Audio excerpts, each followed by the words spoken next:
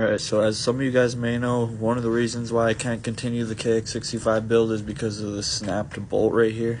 So today I'm going to be trying to use this flux welder to remove it. So to do that, you're going to want to find yourself a steel nut that's the size of your snapped bolt. So this one that I have right here looks a little too big, so I'm going to try to find a smaller one real quick.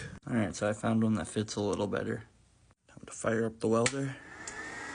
So the settings should be already set to the right power from the last time I welded a bolt. Before I weld this nut to this case, I'm going to do a little practice welding on this shitty bearing that I found. So if you don't know how to use a flux welder, it's pretty easy. You just got to ground your metal first. Once you got it grounded, you should be able to weld on it.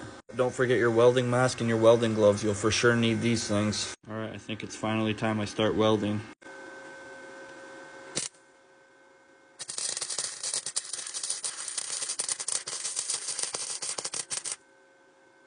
Alright, so that practice run was pretty shitty because there's a bunch of oil and grease in this bearing still, so had to melt that off first.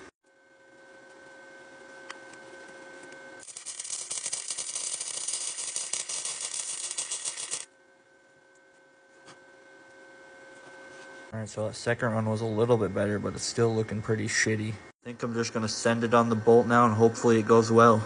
So I'm not going to be able to record this because I'm going to have to be holding this clamp and the welder at the same time. So I'll just get the results after. Alright, so I may have accidentally melted this nut, but I'm going to try and see if it's attached to the bolt, so I might be able to get it off still. So it looks like it's still coming out just fine, so huge dubs on that. So happy I got this fucking bolt out. W Darzart for even giving me this idea in the first place.